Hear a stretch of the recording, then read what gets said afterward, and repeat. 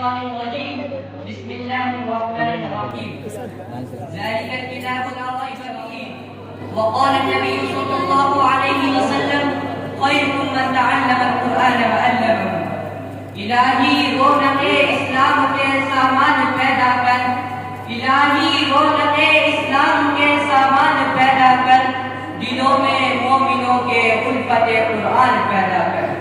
صدر محترم اسٹیج پر رونق افروز بزرگان دین اور حاضرین یہ جلسہ آج کی اس محفل میں اور آج کے اس مبارک اجلاس میں میرا موضوع سخن دنیا کی سب سے پاکیزہ اور مقدس کتاب قرآن پاک ہے ہمیں چڑھتے سورج کی طرح یقین ہے کہ اس کا ایک ایک حرف سچا اور صادق ہے وہ قرآن پاک جس کی زبان مقدس بیان مقدس اور جو فصاحت و بلاغت کا ٹھاٹے مارتا سمندر ہے اور جس کے متعلق ارشاد ربانی ہے قرآن وہ کتاب ہے کہ جس کے صادق اور برحق ہونے میں کوئی شک و شبہ نہیں اور جس کے بارے میں محسن انسانیت حضور پاک صلی اللہ علیہ وسلم نے یہ ارشاد فرمایا کہ تم میں سب سے بہتر وہ شخص ہے جو قرآن کو سیکھے اور سکھائے دعا کیجئے کہ خدا بند قدوس ہم سب کو قرآن پاک کی دولت سے مالا مال فرمائے مسلمانوں قرآن کریم رب ذوالجلال کی طرف سے عطا کرنا وہ حسین تحفہ ہے کہ جس نے 23 برس کی قلیل مدت میں پورے عالم میں وہ انقلاب برقرار کیا کہ بڑے سے بڑے فصحا علماء ادباء اور شعراء حیران مششتر رہ گئے اور جس کی آیتوں کو سن کر پتھر ٹھیک موم ہو گئے دوستو یہی وہ قرآن ہے جو رہتی دنیا تک انسانوں کے لیے صحابہ کی ہدایت و رحمت ہے یہی وہ قرآن ہے جس نے رسول کی رسالت کا اعزاز بخشا یہی وہ قرآن ہے جس نے پس مردہ کو نبوتات کی بخشی ہاں یہ وہی قرآن ہے جس کی برکت سے جنات و شیاطین کا اسوار پر جانا بند ہو گیا یہی وہ قرآن ہے جس کی برکت سے عزت و رفعت کے شامیانے کٹ گئے یہی وہ قرآن ہے جس کی بدولت محبوب حقیقی کی رضا نصیب ہوتی ہے یہی وہ قرآن ہے جو سچائی اور امانت داری کا درس دیتا ہے یہی وہ قرآن ہے جس کی بدولت عمر والوں کو ایمان نصیب ہوا یہی وہ قرآن ہے جس کی رسید پیش کرنے سے ساری دنیا عاجز و قاصر رہ گئی یہی وہ قرآن ہے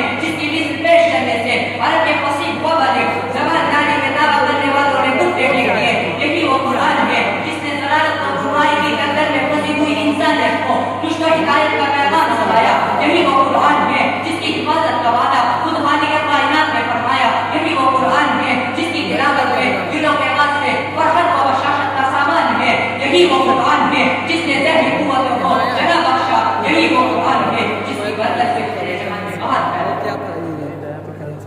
یاد رکھو یہ قرآن دنیا کی سب سے بڑی نعمت ہے یہ زمین اور آسمان چاند سورج ستارے کو اس نعمت کا مقابلہ نہیں کر سکتے یہ قرآن رب کائنات کا مقدس عظیم کلام ہے اور کیوں نہ ہو جبکہ اسے اتارنے والا امین جس کے ذریعے اتارا گیا وہ بھی امین جس ذات پر نازل ہوا وہ بھی امین جس مقام پر نازل ہوا وہ بھی امین جس مہینے میں نازل ہوا وہ تمام مہینوں سے افضل اور جس رات میں نازل ہوا وہ ہزار مہینوں سے بہتر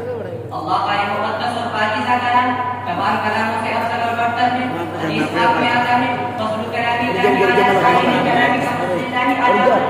اللہ کے کلام کو سب کلاموں پر ایسی ہی فضیلت ہے جیسے تو اللہ تعالی شانوں کو تمام اللہ کا بلانا خدا کا پیارا نبی یہ ارشاد فرماتا ہے کہ جس نے قرآن پڑھا اور اس پر عمل کیا اس کے والدین کو کل قیامت کے دن سورج سے بھی زیادہ روشن تاج پہنایا جائے گا وہ بننے کا مقام ہے جو والدین کو اس طرح قدر انعام سے نوازا جائے گا جو پڑھنے والے کے مقام پر پڑھنے کا کیا قیامت کا میدان ہوگا اور ایسے دستاویز کے لیے جہنم والی ہو چکی ہوگی حافظ قرآن اپنے رب کی بات میں شکر کرے گا پروردگار عالم کی شفاعت کو قبول کریں گے اور ان کو اس حافظ قرآن کی برکت سے نجات مسلمانوں قرآن کریم کو عظیم برکت اور سعادت سے جو روح خداوندی ہے خالق حیات اور سرچشمہ زندگی ہے وہ عرب کو جو خوش تحفظ سے اٹھ کر چلی آ رہی تھی دنیا جس کو ذلیل اور حقیر جانتی تھی اور ان کو ان کی مہندیوں میں کھیلنے والے سمجھتا اور ان کو جو حلائق احکام دیتا اور ان کو جاہلین مکہ کہتا لیکن جب قرآن آیا اور جن کا نام جو حلائق حق تھا صحابہ اکرام ہو گیا جن کو نفرت سے یاد کیا جاتا تھا ان کو رضی اللہ عنہ ورضوان کا اعجاز ملا جس زمانے کا نام جاہلیت تھا اس کا نام قرون ہو گیا وہ متقوم جو قدر نہیں لے سکتی تھی طاقت و قوت سے ایسی لیس ہو گئی کہ جس نے میں خواب میں ملا اور بڑی بڑی سلطنتوں کو تباہ کر دیا دوستوں قرآن آیا تو تمام اوقات میں زندگی ہے حضرات اسی پر میں اپنی تقریر